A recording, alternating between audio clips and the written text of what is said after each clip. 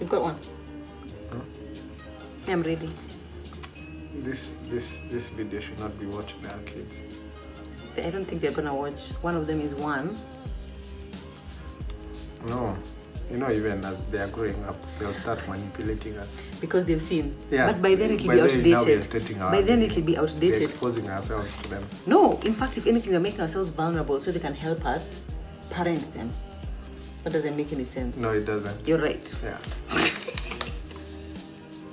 This is why I called you earlier to tell you to prepare, because you see, the whole time you were on the bike from work to here, you didn't think of anything. I was thinking, I don't want to get knocked over by No, other cars. you should have been thinking about this video.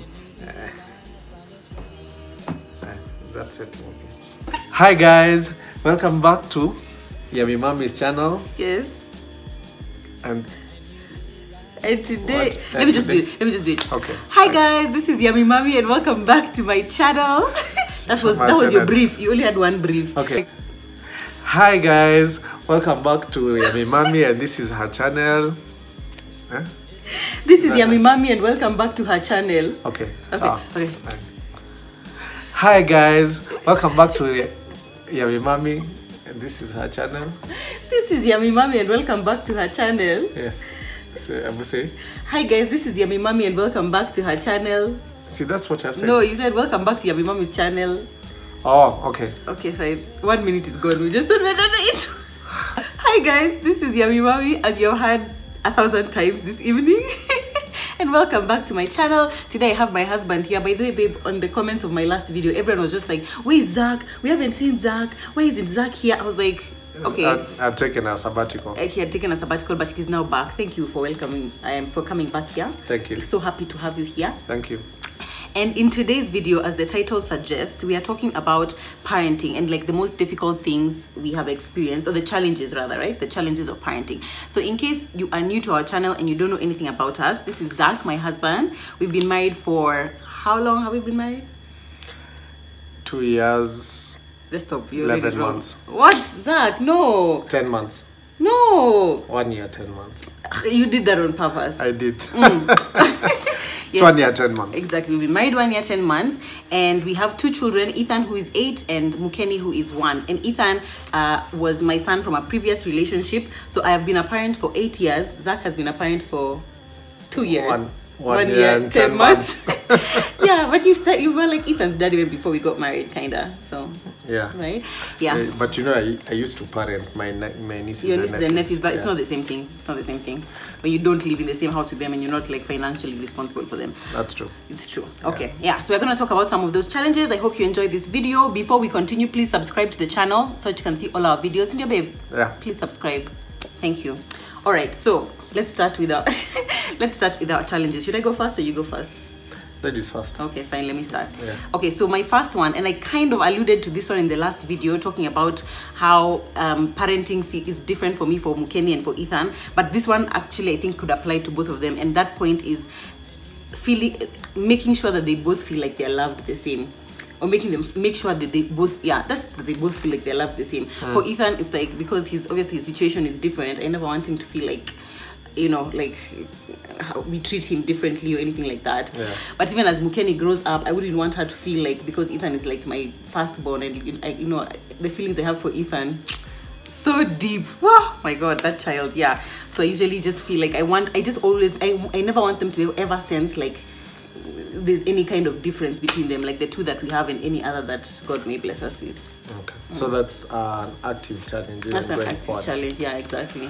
Can you relate to that one? No, actually I can't. I think you're so good at loving. He's so good at loving. Like, yeah, man. Because how do you measure? What's the measure of love? I don't know. You know, that's the thing, is that for me, maybe I can be doing things that I feel like show them that I love them the same. Like, let's say if we are taking them for ice cream, we take them both. Or if you're buying them something, but that's default. Most of the time we do family things together. Yeah. So they're always there. I mean, we are always in their face, or they're always in our faces. Yeah. So I guess for me, it's just a fear. For me, it's like more of a fear. Yeah. Yeah. I think I'd classify it as a fear, not a challenge. Yeah, I guess so. Okay. But you're doing well. Thank you. Okay. Thank you. Yeah. Okay. Your first point. My first point. this is something that comes even across when I'm working, but it's something that I've noticed I have as well when it comes to parenting. It's the desire to have control over things. There are times when, like now I have the perfect example, like when Mukeni got her first tooth. You remember how it was told to us? Yeah. That our nanny is the one who found out that she got her first tooth. I had traveled, I think. Yes. You were home. You didn't have an excuse. Why didn't you see it? No. Let me tell you, it's even worse because you were traveling and the nanny told her that she had gotten her first on tooth. Phone. And I'm the one who was here and I didn't know. Imagine. I felt like I'd lost control completely. I was like, no, those are the things that as a parent I look forward to. I should notice, I should know. I felt like I'd lost control completely. And that's one of the things I've discovered is a big challenge for me. Yeah. Like giving up that control. Like things just happen and you can't control everything. Yeah, like the people they interact with, how they are going to be viewed. Like for example, even Ethan, how he plays with his friends, or he comes and says, "This person told me 1, 2, 3." Yeah, I know what you mean. And you feel powerless almost. Like you have to give up that control. Yeah, because you can't be with them all the time. Yeah. You can't be staring at them, waiting for them to grow teeth. Yeah, that's the primary challenge I have with parenting, by the way. Yeah. I think, but you learn. I mean, I guess that's part of where God comes in. Yeah, exactly. You just pray and pray and pray for them. Yeah. I think my next point pretty much is almost similar to that one, because no, it was my point 4, but I'll say it now because it's close. But it was more of like a challenge of knowing that you can't, just like you're saying, control everything. But mine was more of you can't eliminate all the suffering that they will ever go through, you know, like thinking about when Mukeni falls, or you know, when there was so many times she falls and you just really exactly, it's like for me it's just a challenge, like knowing this child will suffer at some point in their lives. And for me I was just thinking it's dual in terms of like the pain of like right now, like Ethan getting hurt outside playing football, but also it's like all the suffering or challenges they may experience in life as they grow up. Like for example, when I think of like challenges I've gone through, like being a single mom, I would never wish for any of my children especially my female children, to go through the same thing. But the reality is that I don't know what tomorrow holds, you know, and there's a chance that at some point one of them might go through a really painful, really difficult situation, and I can't prevent that. I can't prevent it from happening. All I can do is like try my best to give them guidance and, you know, try and pray for them and try and like support them as much as possible. But the reality is that as they grow up, they will feel pain and they will feel suffering and they will feel challenges, you know, and we'll just have to The other worst part now connected to that is when they suffer and you don't have the answers for it. Exactly. Like you're stranded, you're wondering how to help them to help, exactly. And you can't like step in all the time and fix things for them. At some point they're grown-ups and they have to fix things for themselves, right? No, kwanza when they're kids, like now during, like when Mukeni, now the way Mukeni is, because she can't express herself. Like when she has a stomachache, she can't tell you. So it's up to you now to discern everything. Is it that she's hungry? She's not hungry. Is she thirsty? She's not thirsty. It's like you're throwing everything. Yeah, exactly. That's another one of my points. Yeah.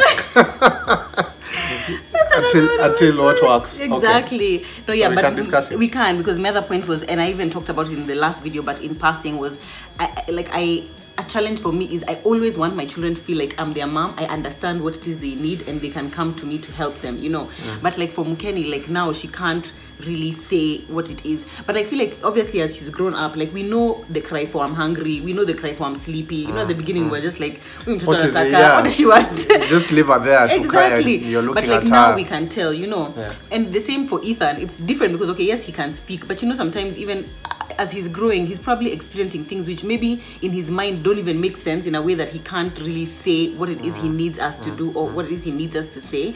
So for me, that's like a challenge. I always want them to be able to feel like I can go to my mom and even if I don't say exactly what I need, she'll just know. She'll just know what I need, you know. It's like even with our moms, like sometimes you don't say, but it's like they just know, let me call Zach, or like, you know, as this is kuna kitu and he's going through, and like they'll be able to call, you know, like know what it is they can do to help you. True. Yeah. Very true. Another of your points? Another challenge. I think this one is something you also call me out on.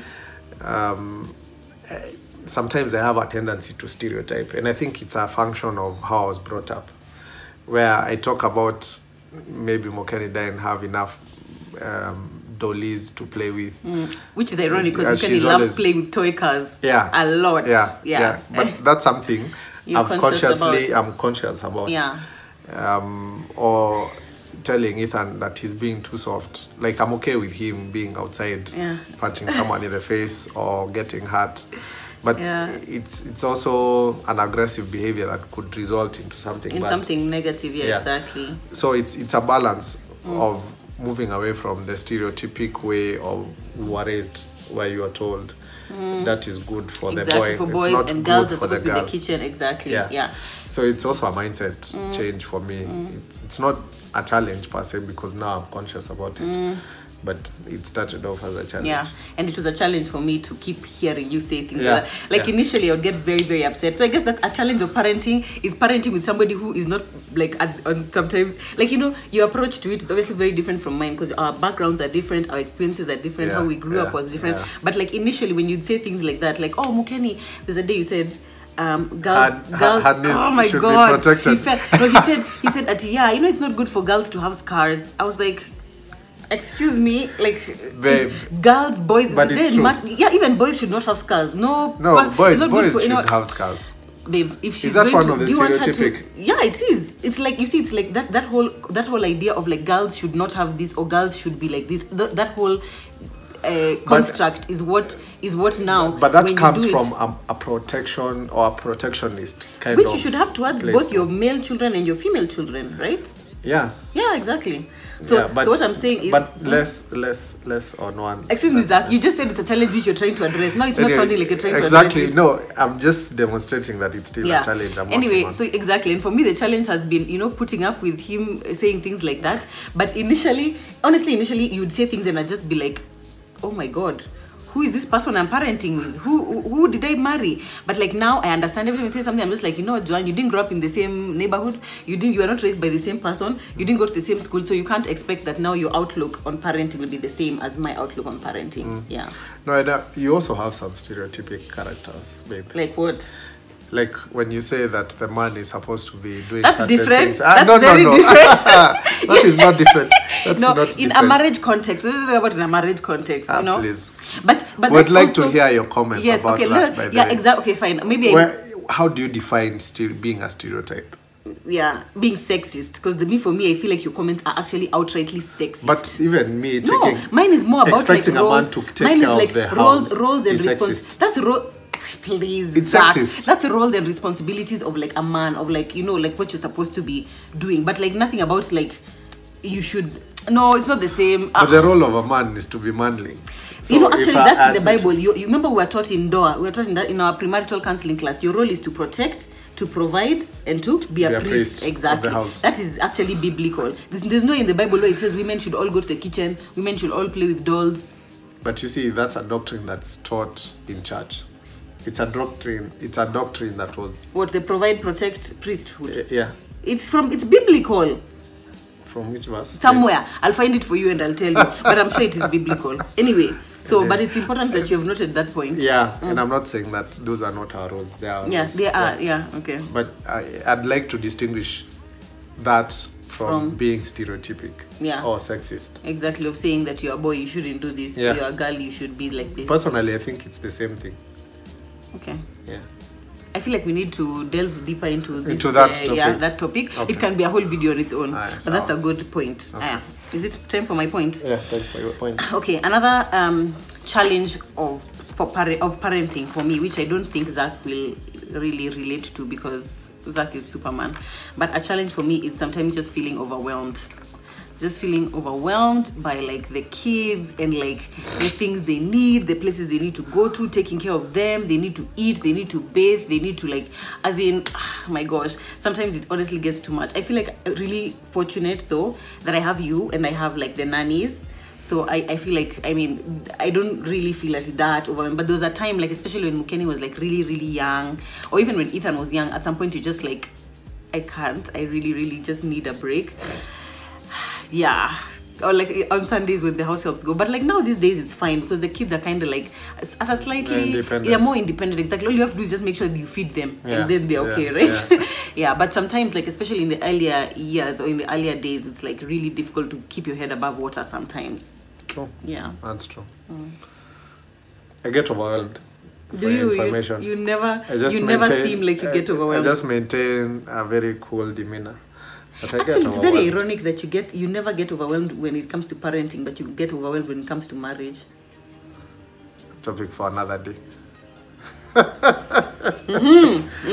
It's easier to deal with people. But me, I'm one person. I'm one person, and I'm your age. I mean, I'm your peer. Most of the time, when we discuss or when I tell you to do something, it's a different kind of relationship. For kids and me, it's I tell them, they do. For you, we have to discuss, come to a consensus. I don't know, do what, do any. Yeah, it's so much. Too much. Yeah, it's too much. Okay. But I think that's the best part about being a parent. So between because I say and it's done. So what's harder, parenting or marriage? Marriage. Really? Marriage, actually. Then parenting. Yeah. Actually, you're right. Yeah, marriage is harder than than parenting. Yeah. Hey, yeah. What? Okay, fine. Yeah. But marriage is awesome. Just that it can be difficult, but it's really nice, though, right? Yeah. Okay. When this relates now to Ethan, sometimes I find it hard to actively listen to him because I find like he's very inquisitive most of the time, which is good. But there are times when the questions come when you're distracted about something, or you're doing something, and so there's a balance of you don't want to tell him off. But I don't you want to explain. Leave me alone. Yeah, Kindly leave me alone right exactly, because you'll set up bad precedents. Yeah. But you also want to feed that curiosity and give him the answers that he needs. Yeah. So sometimes it's very tricky, and sometimes even when the way you're right at the edge of him setting you off, maybe you've told him to go and do something, and then he asks a pertinent question. Then you wonder, do you tell him off? Okay. Yeah. It's a very, I don't know how to explain it, but you get it. Yeah. Anyone who's a parent of like a 7-year-old or 8-year-old knows like that phase of just like, as in. Yeah. Is it to smack them down? Exactly. And they're always, what annoys me most is like when he corrects you. When you're in the middle of telling him something very important. Exactly. And he corrects you. Which is okay, but most of the time Lord, they are right. How do you want your son to come to you, Father Lord? Should I throw him in front of a truck? Lord, what do you want me to do? Hey, so it's just like, Yeah, so that's also a part where I have to actively be conscious and awake. Exactly. And I get what you're saying, like you don't want to kill that curiosity in him. Like you don't want him to just know, okay, never to ask questions, never to be curious. But at the same time, it's like, can you be curious later? Exactly. Can you be curious with someone else? The tasks that I've told you to do, and then ask your curious questions. Absolutely.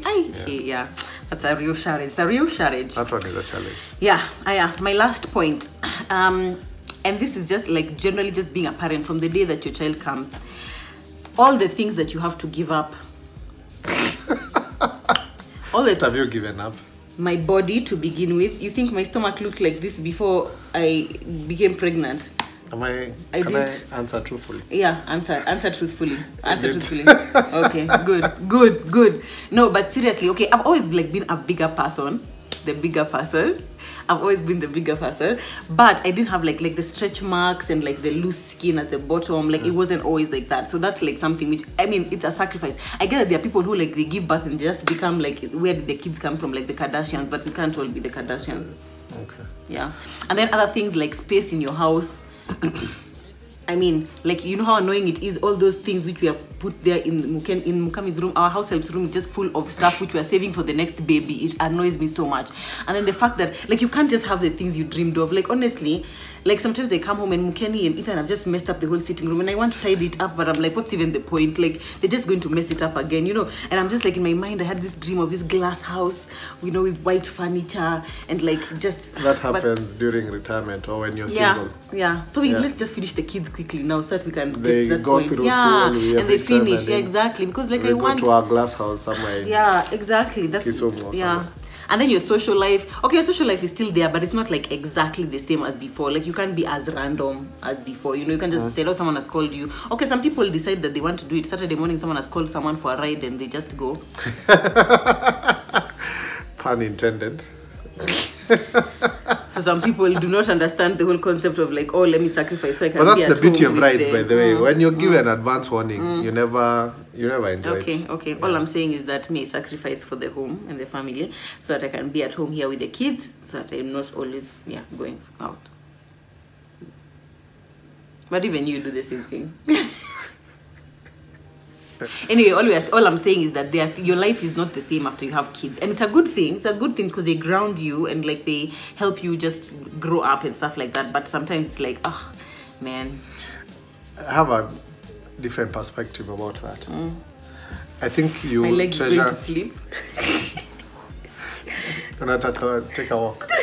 You have to take a walk. No, I'll take a walk later. Okay. My take is. It makes us more conscious about the time we spend with each other. Yeah. So we always plan, like on Saturdays, we'll most probably leave Saturday morning to the evening when I'm not ready, open, or tell the nanny that she needs to sleep over so that we can do date night maybe on Saturday, and then she goes on Sunday morning or or something. So I think it has made us a bit conscious about how we plan the time. Yeah, actually, which is nice because like now you have to be. It can't happen anytime, so you have to have thought about it in advance so that you can make a plan for it, right? Yeah, that's a good point. The other challenge for me is physically punishing my kids. Oh. I don't know. Zach is incapable of it's disciplining not incapable. children. It's not incapable. He can't discipline children. Have you ever pinched Mukeni? Have you ever beaten Mukeni? No. May have 3 times. 3 times. 3 times. Yeah. What has she done? Sometimes like she just hits your face and like she knows, just comes just like on my face. I was like, but she never hits me. Yeah, well, me she does. She hits me exactly. That was one time. So another time she just Okay. Another time she just threw herself a tantrum, as in I think I had refused her to eat a shoe or something like that. She just threw herself back. I was like, listen here, little girl. These are all authority issues. You guys are already having authority issues. We are. And me, I'm like, it makes me feel bad to have to like punish her. I'm lying. It actually doesn't. I'm like, it's good. Let her just learn. Let her learn. I'm very comfortable punishing her. Even Ethan, very comfortable punishing him. But I've never been in a situation where, for both of them, I've punished Ethan, but not physically punishing him. Yeah. But So we're like taught a in our punishment where you parenting withdraw. class that it's important to punish them, like physically, like kind of. Yeah. Because Ethan's punishments usually tell you can't play PS, you can't go outside. But I know those are the things he values. So if I take them away, the next time he's going to think twice about not doing. But there's the a reason thing why you he's wrote that supposed to point do. down, because you know it's a gap. No, I know, but the reason why I've put it as a gap is I can't tell the situation where I'm supposed to physically beat them. I've never gotten to a point where I say, now I need to like beat down someone. Yeah. Because it comes so naturally to physically, because physically I'm stronger than them. So it feels like I'm molesting them.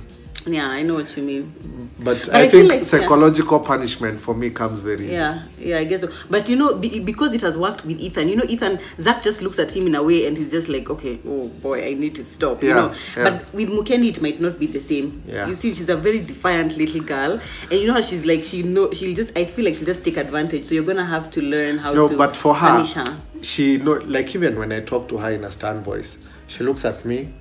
And then she comes, the way she comes, and then exactly hands over something like when she's like 12 meters away. Exactly, like here, take it. Yeah. So she always does that. I've never experienced her. I think it's just me. She takes advantage of me. Yeah. It's like we are going through things. Yeah, Mukeni and I, we really go through things, but we're like we're okay. That's all I'm gonna say. But anyway, I feel like at some point, right now I don't think it's a big issue because it's not like there's no like real gap. Yeah. But at some point, maybe it might be. Anyway, we don't know. We'll take it as it comes. Right? Yeah. Anyway, for me, it just remains. At what point do you like thump them? Yeah. When you do, like when you give him physical punishment or you beat him, it feels like overkill. But maybe that's the point. I guess maybe we just have really good kids. I don't know. I think we have really good kids. Our kids are so good, we never have to beat them. Babe, These are famous last words. Oh dear, no. Okay, but God, we pray that the kids are just okay. Turn Thank out you. Exactly. good, yes. Please let us know in the comments down below what challenges you face in parenting, and if you can relate with any of the things that we've talked about.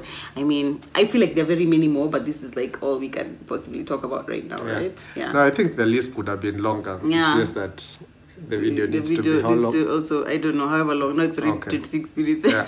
I don't even know. But anyway, thank you so much for watching our video. Please give it a thumbs up if you like it, and of course, let us know your thoughts in the comments down below. And please subscribe to my channel down here. Until next time, it's been Yummy Mommy and Zach. Yes. Thank you, babe. You're welcome. All right. Bye.